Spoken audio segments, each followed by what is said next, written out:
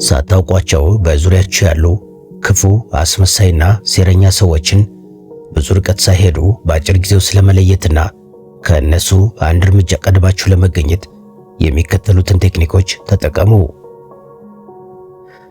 በተለይ አንደኛ፣ አራተኛ፣ ስምንተኛና አስረኛ ላይ የምናያቸው ነጥቦች በማንኛውም የህይወታችሁ መስክ ከማንኛውም ሰው ጋር በምታደርጉት ጉዞ ላይ በአስመሳዮች ተጠልፋችሁ እንዳትወድቁ ሊኖራችሁ የሚገቡ እጅግ ወሳኝ ጥበቦች ናቸውና በፍጹም ችላ አትበሏቸው። አንደኛ፣ ፈጣን የፊት ገጽታ ለውጥን በትኩረት አንብቡ። እናንተ የሰዎችን ልብ ለማንበብ ስትሞክሩ መጀመሪያ ማየት ያለባችሁ ፊታቸውን ነው። ሰዎች በውስጣቸው ያለውን ክፋትና ተንኮል በጣፋጭ ቃላት ሊደብቁ ይችላሉ፣ ነገር ግን የፊት ገጽታቸው እውነታውን ላፍታ ያጋልጣል። ይህ በስነ ልቦና ሳይንስ ማይክሮ ኤክስፕሬሽን ይባላል። ክፉ ሰዎች ሲያናግሯችሁ አክብሮት በተሞላበት መንገድ ፈገግ ይሉ ይሆናል። ሆኖም ለሰከንድ ክፍልፋይ እውነተኛው ማንነታቸው በፊታቸው ላይ ብልጭ ይላል። ይህ ቅጽበታዊ መገለጫ ንቀት፣ ጥላቻ አሊያም ጥልቅ ቅናት ሊሆን ይችላል። እናንተ ይህንን ቅጽበት እንደ ንስር ዓይን ማደን አለባችሁ። የሰዎችን ፊት እንደ ተከፈተ መጽሐፍ ማንበብ ልመዱ። አንዴ ይህንን ምስጢር ካወቃችሁ ዳግም በሰዎች አትሸወዱም። ፈገግታቸው ከዓይናቸው ጋር አብሮ እንደማይሄድ አስተውሉ። እውነተኛ ፈገግታ የዓይንን ጥግ ያጨማድዳል። የክፉ ሰዎች ፈገግታ ግን በከንፈራቸው ብቻ የሚያበቃ ሕይወት አልባ ነው። ይህንን ቀዝቃዛ ፈገግታ ስታዩ ውስጣችሁ የሚነግራችሁን የጥንቃቄ ደወል በደንብ አዳምጡ። ታላቁ የሥነ ልቦና ተመራማሪ ፖል ኤክማን እንዳለው በሰዎች ፊት ላይ የሚታየው ቅጽበታዊ ስሜት ቃላት ሊደብቁት የሞከሩትን እውነት አውጥቶ ይጮኻል ብሏል። ክፉ ሰዎች ራሳቸውን በሚገባ መቆጣጠር እንደሚችሉ ያስባሉ፣ ነገር ግን ተፈጥሮን ማታለል በፍጹም አይቻልም። አይኖቻቸው ውስጥ የሚታየው ቅዝቃዜ የውስጣቸውን ሴራ ይመሰክራል። እናንተ ከነዚህ ሰዎች ጋር ስትነጋገሩ አይኖቻቸውን በጥልቀት ተመልከቱ። አይናቸውን ከእናንተ ለማሸሽ የሚሞክሩበት መንገድ ብዙ የተዳፈኑ ምስጢሮችን ይነግራቸዋል። በተለይ ደግሞ የሌሎችን ውድቀትና ሐዘን ሲሰሙ በፊታቸው ላይ የሚታየውን ስውር እርካታ አስተውሉ። ታዋቂው ሩሲያዊ ደራሲ ፊዮዶር ዶስቶቭስኪ አንድን ሰው እውነተኛ ማንነቱን ለማወቅ ከፈለግ እንዴት እንደሚስቅ ተመልከት ይላል። የክፉ ሰዎች ሳቅ የነፍስ ሙቀት የለውም። ስለዚህ አይኖቻችሁን ክፈቱ። ከሚነግሯችሁ የውሸት ቃል ይልቅ ፊታቸው የሚነግራችሁን እውነት እመኑ። ሁለተኛ፣ በንግግራቸው ውስጥ የተደበቀውን እኔነት መዝኑ። ሁለተኛው ቴክኒክ ንግግራቸውን በጥልቀት ማዳመጥ ነው። ክፉ ሰዎች ሁልጊዜም የዓለም ማዕከል ራሳቸውን እንደሆኑ በጥብቅ ያስባሉ። እናንተ ስለ ራሳችሁ ሕመም፣ ስኬት ወይም ደስታ ስታወሩ በቅንነት አያዳምጧችሁም። ወዲያውኑ ታሪኩን ጠምዝዘው ወደ ራሳቸው ይመልሱታል። ይህ የተደበቀ እኔነት አሊያም ድብቅ ናርሲዝም ወይም ከቨርት ናርሲዝም ዋነኛ ምልክት ነው። በንግግራቸው ውስጥ ሌሎችን ዝቅ የማድረግ ስውርና መርዛማ ፍላጎት አለ። እናንተ ስኬታችሁን ስትነግሯቸው ከልብ አያጨበጭቡም። ይልቁንም የእናንተን ስኬት አሳንሰው የራሳቸውን ከፍ ያደርጋሉ። ቅስማችሁን የሚሰብር መርዛማነት በየቃላቶቻቸው ውስጥ ተደብቋል። ይህን ማንነት ለማወቅ ሰከንዶች ብቻ በቂ ናቸው። ውይይታችሁ ሁልጊዜም እነሱን ለማስደሰትና እነሱን ለማድነቅ ብቻ የተገደበ መሆኑን አስተውሉ። ታላቁ ሳይንቲስት አልበርት አንስታይን ሲናገር የአንድ ሰው እውነተኛ ዋጋ የሚለካው ከራሱ እኔነት እስር ቤት ውስጥ ምን ያህል ነፃ እንደወጣ በማየት ነው ይላል። ክፉ ሰዎች ግን ከዚህ የእኔነት እስር ቤት ውስጥ መቼም አይወጡም። ቃላቶቻቸው እንደ ማጭድ ስለታምና አደገኛ ናቸው። የሌሎችን ስሜት በማቁሰል የራሳቸውን የውስጥ ክፍተት ይሞላሉ። እናንተ የእነሱን ንግግር ስታዳምጡ ውስጣችሁ ያለ ምክንያት ይረበሻል። አእምሯችሁ አደጋ እንዳለ ቀድሞ ይጠቁማችኋል። ዝነኛው አሜሪካዊ ጸሐፊ ዴል ካርኒ ስለ ራሳቸው ብቻ የሚያወሩ ሰዎች ስለ ራሳቸው ብቻ የሚያስቡ ናቸው በማለት ይመክራል። ስለዚህ ንግግራቸውን በሚዛን አስቀምጡት። በየአረፍተ ነገር ውስጥ ስንት ጊዜ እኔ፣ የኔ፣ ለእኔ እንደሚሉ ቁጠሩ። ራስ ወዳድ ንግግራቸው ማንነታቸውን በግልጽ ያሳያቸዋል። እናንተም ይህንን ስታውቁ ወዲያውኑ አካላዊም ሆነ ስሜታዊ ርቀታችሁን ጠብቁ። ሶስተኛ፣ የተግባርና የሰውነት ቋንቋቸውን ቅራኔ መርምሩ። ሶስተኛውና እጅግ ጠቃሚው ቴክኒክ የተግባራቸውንና የቃላቸውን መጣረስ በደንብ ማየት ነው። ክፉና አስመሳይ ሰዎች በቃላት ሰዎችን ማማለልን በሚገባ ተከነውበታል። አሳማኝና ጣፋጭ ቃላትን ይናገራሉ፣ ተራራ የሚያክል ቃል ይገባሉ። ነገር ግን ተግባራቸው ሁልጊዜም ከቃላቸው ጋር ተቃራኒ ነው። እናንተ ይህንን ቅራኔ ለማየት ንቁና አስተዋይ መሆን አለባችሁ። ሲናገሩ አካላቸው የሚሰጠውን ምልክት በትኩረት ተመልከቱ። አንደበታቸው ፍቅርን ሲሰብክ፣ እጆቻቸውና እግሮቻቸው ግን የመዘጋትና የመከላከል ምልክት ያሳያሉ። ይህ የሰውነት ቋንቋና የቃል መጣረስ ወይም ኢንኮንግረንስ እውነተኛ ማንነታቸውን ያጋልጣል። የክፋታቸው ዋነኛ መነሻ ይህ ጥልቅ አስመሳይነታቸው ነው። እናንተ ደግሞ ይህንን ለማወቅ የሰከንዶች ትዝብት ብቻ ይበቃችኋል።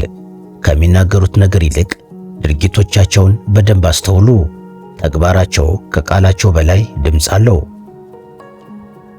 ታዋቂዋ አሜሪካዊ ደራሲና የሰብአዊ መብት ተሟጋች ማያ አንጀሎ እጅግ አስደናቂ የሆነ የሕይወት ምክር አላት።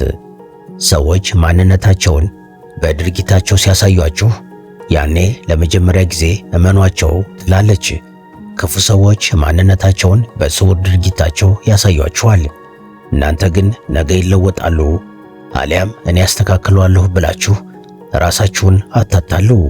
የቃልና የተግባር መጣረስ የክፉ ልብ ትልቁ ማሳያ ነው። ጀርመናዊ ፈላስፋ ፍሬድሪክ ኒቼ ደግሞ የዋሻኸኝ መሆኑ አላሳዘነኝም፣ ነገር ግን ከእንግዲህ ላምንህ አለመቻል እንጂ በማለት የተሰበረን እምነት ጥልቀት ይገልጻል። ክፉ ሰዎች እምነትን እንደ ርካሽ ዕቃ ይጥሉታል። ተግባራቸው ራስ ወዳድነታቸውን በሚገባ ያሳያል። እናንተ ይህንን ክፍተት ስታዩ ወደ ኋላ አትበሉ። ድርጊታቸው ትክክለኛ ማንነታቸውን ገልጾላችኋል። በሰከንዶች ውስጥ ውሳኔ አድርጋችሁ ራሳችሁን ልትጠብቁ ይገባል። አራተኛ፣ ምንም ሊጠቅማቸው ለማይችሉ ሰዎች ያላቸውን አቀራረብ መርምሩ። የሰዎችን እውነተኛ ማንነት ለማወቅ ከፈለጋችሁ ለእናንተ ወይም ለሌሎች ከፍ ባለ ደረጃ ላይ ላሉ ሰዎች የሚያሳዩትን የውሸት ክብር አትመልከቱ። ይልቁንም ምንም ሊጠቅማቸው ለማይችሉ ሰዎች የሚያሳዩትን ባህሪ በትኩረት መርምሩ። ክፉ ሰዎች ከሰዎች ጋር ያላቸው ግንኙነት ሙሉ በሙሉ በትርፍና ኪሳራ ላይ የተመሰረተ ነው። ስልጣን፣ ገንዘብ ወይም ጥቅም ላለው ሰው አንገታቸውን ደፍተው ያጎበድዳሉ። ነገር ግን ከነሱ በታች ለሆኑ ምስኪን ሰዎች ያላቸውን ንቀት በሰከንዶች ውስጥ ማየት ትችላላችሁ። የእነዚህን ሰዎች እውነተኛ ማንነት የምታገኙት ከዚህ ስውር ቦታ ላይ ነው። ለጥቅም ብለው ካልሆነ በስተቀር ለማንም ሰው እውነተኛ ርኅራኄ የላቸውም። በውስጣቸው ያለው የሞራል ዝቅጠት የሚጋለጠው ደካማ ለሆኑ ሰዎች በሚሰጡት ምላሽ ነው። እናንተ ይህንን የባህሪ መለዋወጥ ስታዩ ነገ የእናንተም ጥቅም ሲያልቅ የሚጠብቃችሁ ጣፋንታ ይኸው መሆኑን በደንብ እወቁ። ታላቁ እንግሊዛዊ ጸሐፊ ሳሙኤል ጆንሰን ይህንን ሲገልጽ የአንድን ሰው እውነተኛ ማንነትና የባህሪ ልኬት ለማወቅ ምንም ሊጠቅመው ለማይችል ሰው የሚያሳየውን አያያዝ ተመልከት ይላል። ክፉ ሰዎች ስልጣንና ጉልበት ሲያገኙ እውነተኛ አውሬነታቸው ይወጣል። የቀድሞው የአሜሪካ ፕሬዝዳንት አብርሃም ሊንከን ማንኛውም ሰው መከራን ሊቋቋም ይችላል፣ ነገር ግን የአንድን ሰው እውነተኛ ባህሪ መፈተሽ ከፈለግ ስልጣን ስጠው በማለት ተናግሯል። እናንተ ይህንን የማይካድ እውነት በሕይወታችሁ ተግብሩት። ክፉ ሰዎች ለጊዜው እናንተን ሊያከብሯችሁ ይችላሉ፣ ምክንያቱም ከእናንተ የሚፈልጉት አንዳች ነገር አለ። ነገር ግን ለሌላው ሰው የሚያሳዩት ክፋትና ጭካኔ በእነሱ ልብ ውስጥ ያለውን እውነተኛ አውሬ ያሳያችኋል። ይህ አውሬ ደግሞ ጊዜውን ጠብቆ በእናንተም ላይ መንጋጋውን ማሳረፉ አይቀርም። ስለዚህ ሰዎችን በቃላቸው ሳይሆን አቅም ለሌላቸው ሰዎች በሚያሳዩት ርኅራኄ ወይም ጭካኔ መዝናችሁ ፍረዱ። አምስተኛ፣ ለግል ድንበራችሁ የሚሰጡትን ምላሽ ፈትሹ። አምስተኛው ቴክኒክ እጅግ በጣም ጠቃሚና ፈጣን ነው። እናንተ ክፉ ሰዎችን ለመለየት በቀላሉ አይሆንም ወይም አልችልም የሚለውን ቃል ተጠቀሙ። ጤናማ አእምሮ ያለው ሰው የእናንተን የግል ድንበርና ውሳኔ በደንብ ያከብራል። ክፉ ሰዎች ግን ድንበር ሲደረግባቸው እጅግ በጣም ይቆጣሉ። አይሆንም ወይም አልችልም የሚለውን ቃል እንደ ትልቅ ስድብ ይቆጥሩታል። እናንተ የራሳችሁን ሕይወት ለመጠበቅ የምታደርጉት ጥረት እነሱን ክፉኛ ያበሳጫቸዋል። ምክንያቱም እነሱ እናንተን መቆጣጠርና እንደፈለጉ ማሽከርከር ይፈልጋሉ። ይህንን ፍላጎታቸውን ስትቃወሙ ሰከንድ በማይሞላ ጊዜ ውስጥ ባህሪያቸው ይቀየራል። የዋህና ቅን መስለው የነበሩት ሰዎች ድንገት ወደ ቁጡነት ይለወጣሉ። እናንተ ራሳችሁ ጥፋተኛ እንደሆናችሁ አድርገው የስነ ልቦና ጨዋታ ይጫወታሉ። እንደ ተበዳይ ሆነውም ይቀርባሉ። ይህ ፈጣን የባህሪ ለውጥ በውስጣቸው ያለውን የክፋትና የራስ ወዳድነት አባዜ ፍንትው አድርጎ ያሳያቸዋል። ታዋቂው የስነ ልቦና ባለሙያ ዶክተር ሄንሪ ክላውድ ስለዚህ ጉዳይ ሲናገር የግል ድንበር ስታበጁ የሚቆጡትና የሚያኮርፉት ሰዎች የእናንተን ድንበር ጥሰው ሲጠቀሙባቸው የነበሩት ብቻ ናቸው ይላል። ይህ እጅግ ጥልቅ እውነት ነው። ክፉ ሰዎች የእናንተን ነፃነት አይፈልጉትም። እናንተ የራሳችሁ አቋም እንዲኖራችሁ አይፈቅዱም። ታላቋ የሰብአዊ መብት ተሟጋች ኤሌኖር ሩዝቬልት ማንም ሰው ያለ እናንተ ፈቃድ የበታችነት ስሜት እንዲሰማችሁ ሊያደርግ አይችልም ብላለች። እናንተ ለራሳችሁ ክብር ስትሰጡ ክፉ ሰዎች ቦታቸውን ያጣሉ። ድንበራችሁን ሲጥሱ ዝም ካላችሁ የበለጠ እየደፈጠጧችሁ ይሄዳሉ። ስለዚህ ዛሬውኑ ትንሽ ድንበር አስምሩና ምላሻቸውን ተመልከቱ። ፊታቸው ላይ የሚታየው ቁጣ፣ የሚያሰሙት የማጉረምረም ድምፅና የሚያሳዩት የንቀት አቀራረብ እውነተኛ ማንነታቸውን ይነግራችኋል። ይህንን ስታዩ ጊዜ ሳታጠፉ ለግንኙነታችሁ ልጓም ልታበጁለት ይገባል። ስድስተኛ የኃይልና የስሜት መሟጠጥን በውስጣችሁ አዳምጡ። ስድስተኛውና ብዙ ጊዜ የምንዘነጋው ቴክኒክ የራሳችንን ስሜትና አካላዊ ምላሽ ማዳመጥ ነው። አካላችሁ አደጋን አስቀድሞ የማወቅ ጥልቅ የተፈጥሮ ጥበብ አለው። ክፉና መርዛማ ከሆኑ ሰዎች ጋር ስትገናኙ ምንም እንኳን መጥፎ ቃል ባይናገሯችሁም ውስጣችሁ ይረበሻል።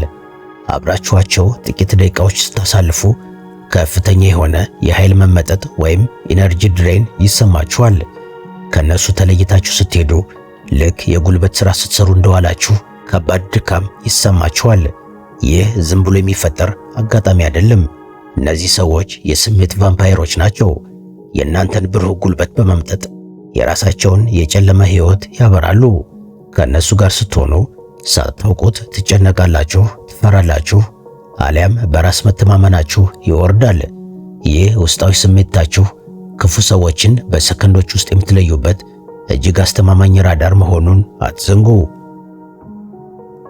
ታላቁ የፋርስ ፈላስፋና ባለቅኔ ሩሚ ይህንን ሁኔታ ሲገልጽ ቃላት የማይጠቀም አንድ ድምፅ አለ፣ እሱን በጥሞና አዳምጠው ይላል። እናንተ ውስጣችሁ የሚነግራችሁን ይህንን ድምፅ ችላ አትበሉት።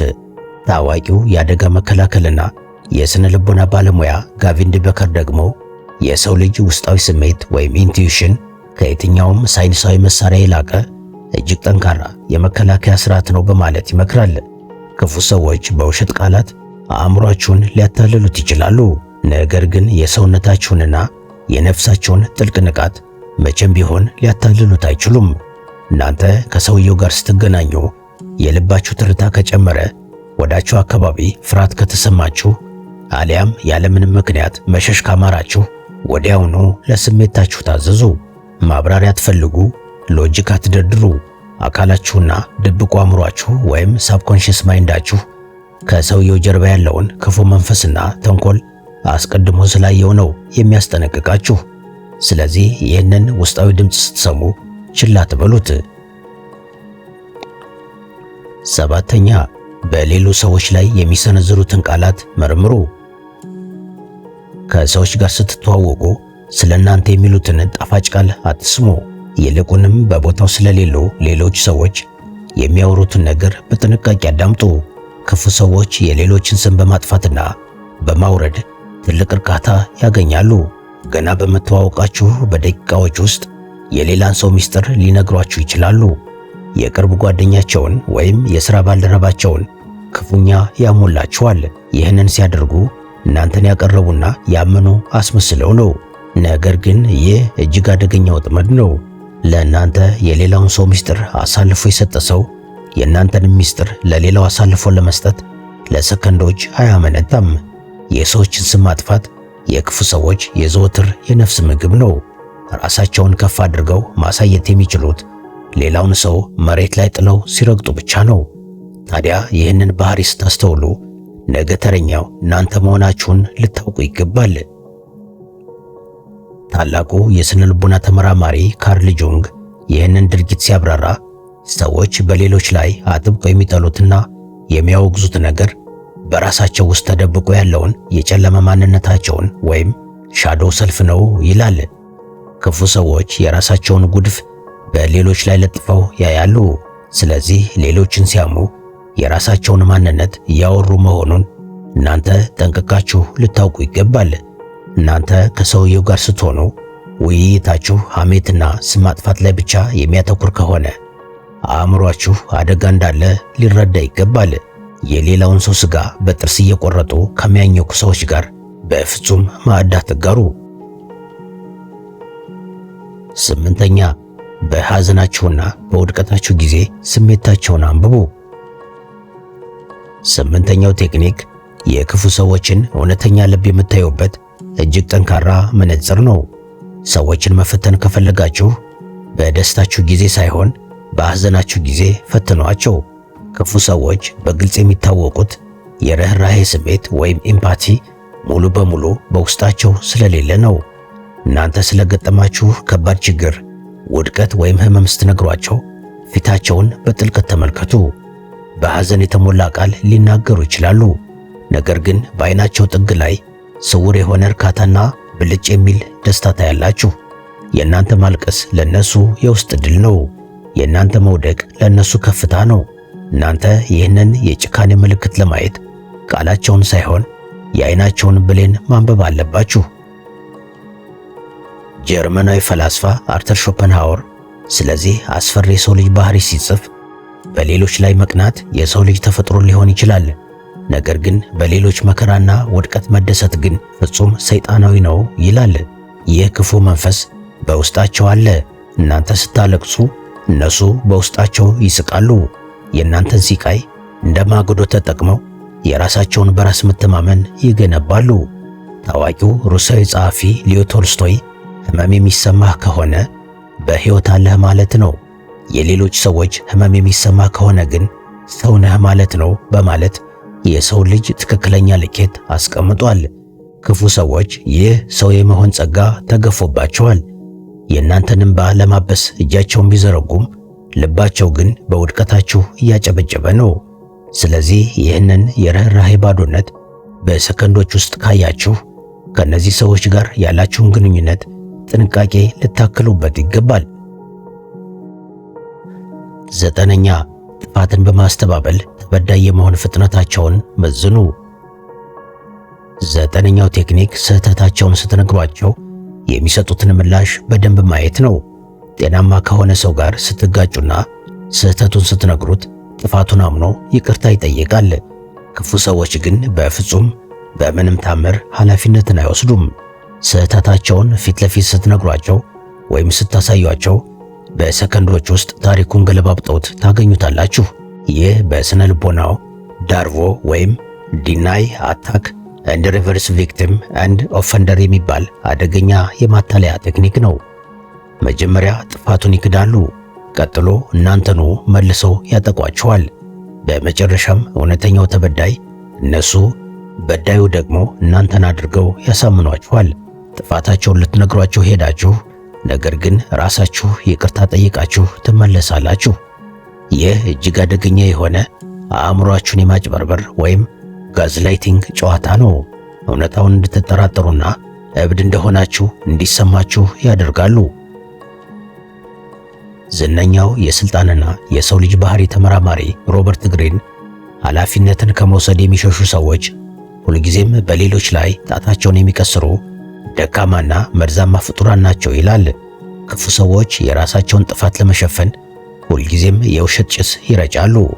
እናንተን ጥፋተኛ ለማድረግ የድሮ ታሪካችሁን ይቆፍራሉ። የሥነ ልቦና ጠበብቱ ዶክተር ጆርጅ ሳይመን አስመሳዮችና ክፎች ሁልጊዜም ራሳቸውን እንደ ተበዳይ አድርገው በመሳል የእናንተን ርኅራኄ በመስረቅ ከቅጣት ያመልጣሉ ይላል። ስለዚህ ይህንን ድራማ ነቅታችሁ ማየት አለባችሁ። አንድ ሰው ሁልጊዜ ከሰዎች ጋር ሲጣላ ራሱን ንጹሕና ሌላውን ደግሞ ጥፋተኛ የሚያደርግ ከሆነ ያ ሰው እጅግ አደገኛ ነው። ጥፋቱን አምኖ አጥፍቻለሁ ማለት የማይችል ትዕቢተኛ ልብ ሁልጊዜም ክፋትን ለማምረት የተዘጋጀ ፋብሪካ ነው። ይህንን ባህሪ ስታስተውሉ የቃላት ጦርነት ውስጥ ሳትገቡ በጸጥታ ራሳችሁን አግልሉ። 10ኛ ሰዎችን እርስ በርስ የማጋጨትና የመከፋፈል ስልታቸውን ተመልከቱ። 10ኛውና እጅግ ጠቃሚው ቴክኒክ ሰዎችን እርስ በርስ የማጋጨት ስልታቸውን ወይም ትሪያንጉሌሽን ባህሪያቸውን መመልከት ነው። ክፉ ሰዎች በቀጥታ ከእናንተ ጋር ከመጋጨት ይልቅ በሦስተኛ ወገን በኩል መርዛቸውን ይረጫሉ። በሁለት አፍቃሪዎች፣ በሁለት ጓደኛሞች ወይም በሥራ ባልደረቦች መካከል የመጠራጠርና የጥላቻ ዘር ይዘራሉ። ከዛም በስተጀርባ ሆነው ድራማውን ያያሉ። ለእናንተ መጥተው ስለ ሌላው ሰው መጥፎ ነገር ይነግሯችኋል። ለሌላው ደግሞ ሄደው ስለ እናንተ መጥፎ ያወራሉ። እናንተ ሁለታችሁ እንድትጣሉና እነሱ ደግሞ የሁለታችሁን ማስተራቂና እውነተኛ ወዳጅ ሆነው እንዲቀርቡ ይሰራሉ።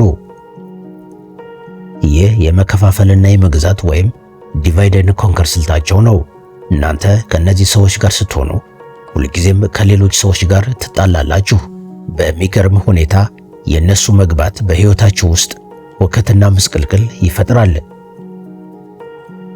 ዝነኛው ጸሐፊ ሮበርት ግሪን 48 የሥልጣን ሕጎች በተሰኘው መጽሐፉ ላይ ውሃውን አደፍርሰህ ዓሣውን አምሰው ሰዎችን እርስ በርስ በማጋጨትና ስሜታቸውን በማናወጥ ሙሉ በሙሉ ልትቆጣጠራቸው ትችላለህ በማለት የክፉዎችን ስልት ያጋልጣል።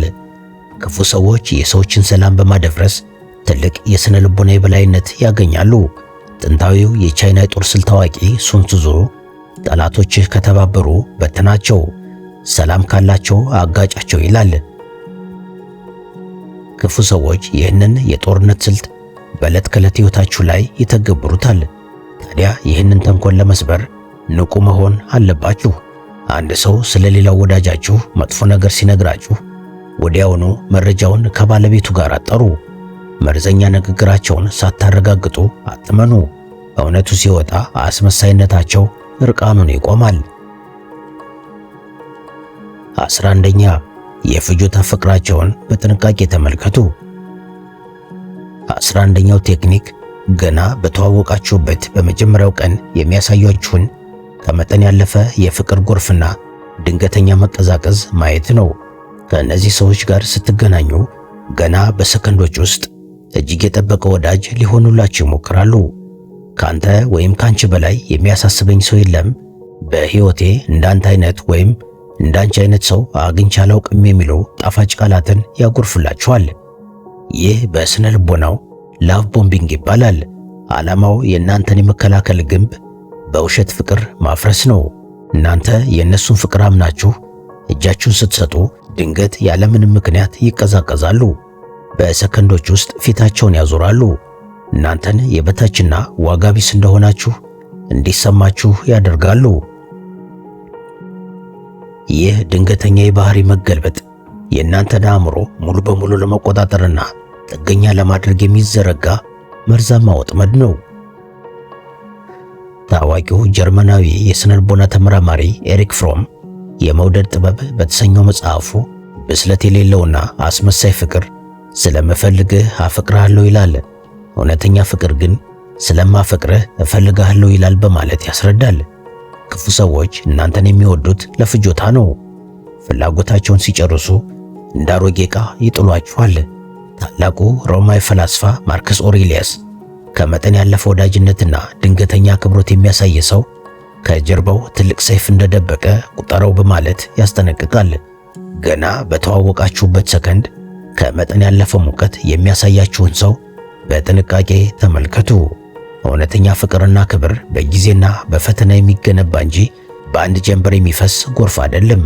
ይህንን የውሸት ፍቅርና ድንገተኛ መቀዛቀስ ስታዩ ወዲያውኑ የግንኙነቱን አደገኝነት ተረድታችሁ ራሳችሁን ታደጉ።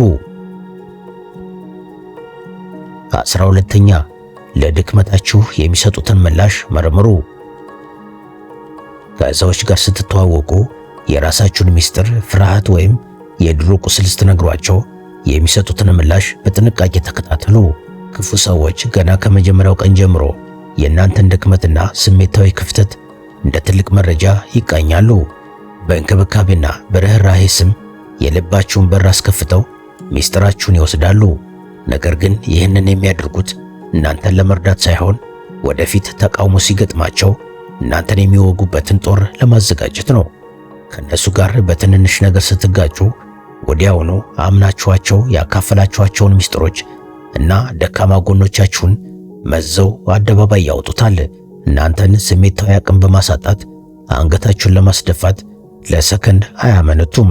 ይህ ከወዳጅነት ወደ ጠላትነት የሚደረግ ፈጣን ሽግግር የክፉ ሰዎች ዋነኛ መለያ ነው። ታላቁ አሜሪካዊ ደራሲና የሥነ ልቦና ተመራማሪ ሮበርት ግሪን ሕይወትን እንደ ጦር ሜዳ የሚያዩ ሰዎች የእናንተን ደካማ ጎን የሚያዳምጡትና የሚያዩት እናንተን ለመርዳት ሳይሆን የት ቦታ ላይ ቢመቷችሁ በቅጽበት እንደምትወድቁ ለማወቅ ነው በማለት ያስጠነቅቃል። ክፉ ሰዎች የእናንተን ቅንነትና ግልጽነት እንደ ጅልነት ይቆጥሩታል። ታዋቂው ፈረንሳዊ ደራሲ ፍራንሷ ደላሮሿኮ አስመሳዮች የእናንተን ምስጢር የሚሰበስቡት የእናንተን ሕይወት በቁጥጥራቸው ስር ለማዋል የሚያስችላቸውን ትልቅ ቁልፍ ለማግኘት ነው ይላል። ገና በሰከንዶች ውስጥ ስለ እናንተ ምስጢርና ድክመት ከመጠን በላይ የሚቆፍርና የሚጠይቅ ሰው ሲያጋጥማችሁ በጣም ጥንቃቄ አድርጉ። የልባችሁን ቁልፍ ለሁሉም ሰው አትስጡ። ደካማ ጎናችሁን የጦር መሳሪያ የሚያደርጉ መርዘኛ ሰዎችን በጊዜ ለይታችሁ ራሳችሁን ጠብቁ። 13ኛ የሞራል መስፈርታቸውን መዝኑ። 13ኛው ወሳኝ ቴክኒክ የሞራል ሕጎችን ለነሱና ለሌሎች ሰዎች የሚተገብሩበት መንገድ መዝኖ ማየት ነው። ክፉ ሰዎችን ስታስተውሉ ከሌሎች ሰዎች ፍጹም የሆነ ታማኝነት፣ ቅንነትና ስነ ስርዓት ይፈልጋሉ። ለትንሽ ስህተታችሁ እናንተን አጥብቀው ይኮንናሉ፣ ይፈርዱባችሁማል። ነገር ግን ራሳቸው ያንን ተመሳሳይ ስህተት ወይም ከዛ የከፋ ጥፋት ሲፈጽሙ ምንም እንዳልተፈጠረ አድርገው ይሸፍኑታል፣ አሊያም ምክንያታዊ ያድርጉታል። ለእነሱ የሚሰራ የሞራል ሕግና ለእናንተ የሚሰራ የሞራል ሕግ ሙሉ በሙሉ የተለያየ ነው። እናንተ ይህንን የብልጠት ድንበር በሰከንዶች ውስጥ ማየት ትችላላችሁ። ፍጹም ራስ ወዳድ በሆነ መንገድ የራሳቸውን ጥፋት ሙሉ በሙሉ እያጸደቁ የእናንተን ትንንሽ ግድፈቶች ግን እንደ ትልቅ ወንጀል ወይም ኃጢአት አግዝፈው ያቀርባሉ። ጥንታዊው የቻይና ፈላስፋ ኮንፊሽየስ ታላቅና ቅን ሰው ለራሱ ፍጹምነትን ይፈልጋል፣ ክፉና ትንንሽ ሰው ግን ፍጹምነትን ከሌሎች ሰዎች ይፈልጋል በማለት ተናግሯል። ክፉ ሰዎች በውስጣቸው ሕሊና የሚባል መንፈሳዊ መስታወት የላቸውም። የጀርመኑ ታላቅ ፈላስፋ ኢማኑኤል ካንት አንድ ሕግ ወይም የሞራል መስፈርት እውነት የሚሆነው ለሁሉም ሰው በእኩልነት ሲሰራ ብቻ ነው ይላል። ክፉ ሰዎች ግን ከሕግ በላይ ወይም ከሞራል በላይ እንደሆኑ ያስባሉ። እናንተ ታማኝ እንድትሆኑላቸው እየጠበቁ እነሱ ግን በጀርባችሁ ይከዷችኋል። እናንተ ቅን እንድትሆኑላቸው እየጠበቁ እነሱ ግን በተንኮል ይሞላሉ። ስለዚህ ይህንን ድብቅና ድርብ የሞራል ቁማር ስታዩ የሰውየውን ፍጹም ሕሊና ቢስነት ተረድታችሁ በቅጽበት ስሜታዊና አካላዊ ቅርርባችሁን ገደብ ልታበጁለት ይገባል። እስካሁን አብራችሁ ለነበራችሁ ከልብ አመሰግናለሁ። ለዛሬ ከዚህ ጋር ይብቃኝ። በሌላ ጊዜ በሌላ ጥሩ ሐሳብ እስክንገናኝ ሰላም፣ ፍቅርና ጤና ከእናንተ ጋር ይሁን።